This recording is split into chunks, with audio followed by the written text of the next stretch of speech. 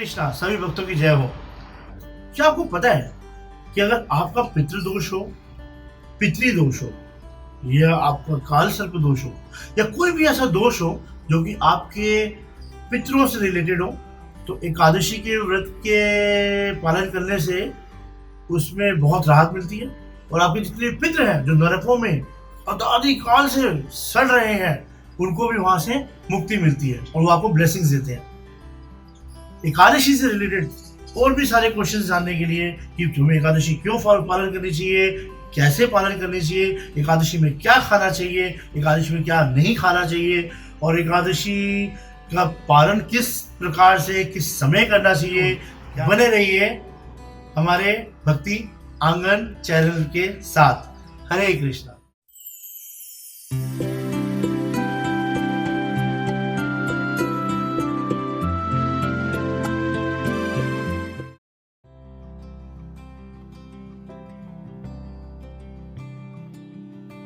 अब प्रश्न आता है कि एकादशी को हम इतना डिफिकल्ट तरीके से फॉलो क्यों करते हैं। उसके पीछे बहुत बड़ा कारण है।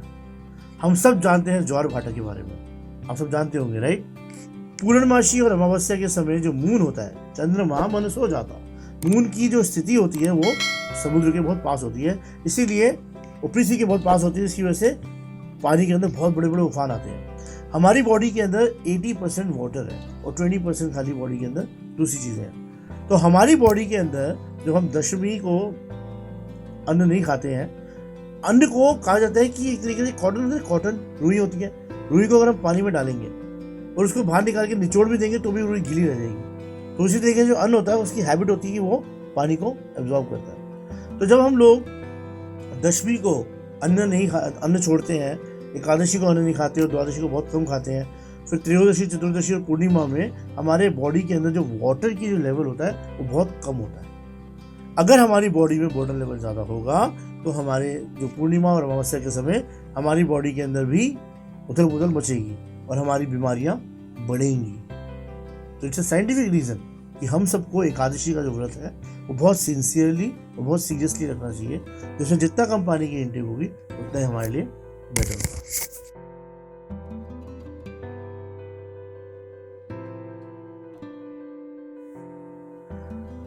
तो बहुत जरूरी एक बात आती है हमेशा एकादशी पे कि क्या हम एकादशी पे शेव कर सकते हैं, क्या हम एकादशी पे ब्रश कर सकते हैं। तो my dear friends, the answer is no and yes.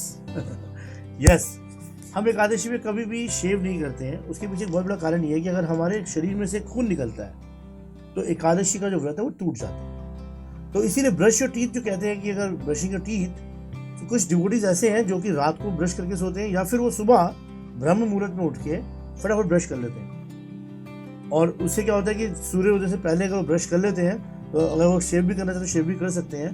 क्योंकि जब तक हम एकादशी का संकल्प भगवान के सामने जाके नहीं लेते हैं, हमारा एकादशी का व्रत शुरू नहीं होता। इस केस के अंदर अगर आप चाहो तो निर्जला एकादशी रखने से पहले आप 2-3 लीटर पानी भी पी सकते हैं, अगर आप ब्रह्म मुहूर्त में चाहें तो। इससे आपका व्रत नहीं टूटेगा।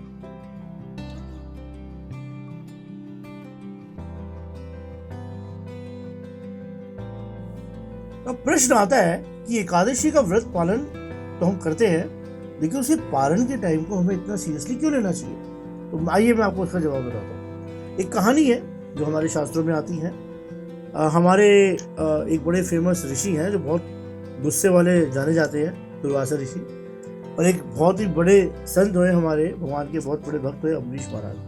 अम्बरीश महाराज ने बहुत ही सिंसियरली भगवान का एकादशी का व्रत रखा भगवान की प्रसन्नता के लिए।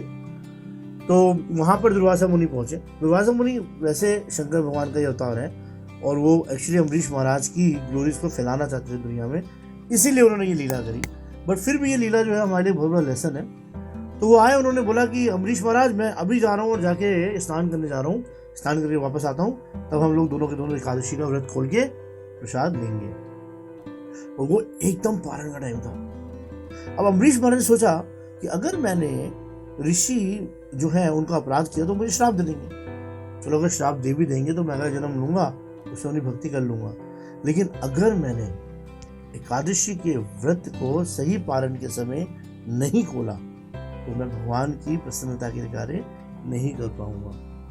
तो मुझे भगवान की प्रसन्नता के लिए कार्य करना है। तो हालांकि उन्होंने निर्जला एकादशी रखी थी, तो उन्होंने केवल एक बूंद चरणामृत लेके विदाउट तुलसी अपना व्रत खोल लिया।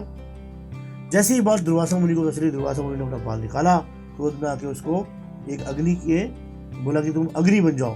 तो कृत्या करके नाम की एक राक्षसी अग्नि बन गई, जो जिसे सीधा अटैक किया अम्बरीश महाराज के ऊपर उनको जलाने के लिए। भगवान कृष्ण मारे कृष्णा राखे के, अभी कृष्णा मारे के, you all know that right.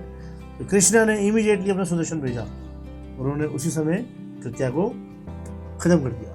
अग्नि में जल के भस्म हो गई। और उसके बाद सुदर्शन ने चेस करना शुरू किया दुर्वासा मुनि को। दुर्वासा मुनि भागे अपने आप को बचाने के लिए, पहले अपने पिता ब्रह्मा के पास।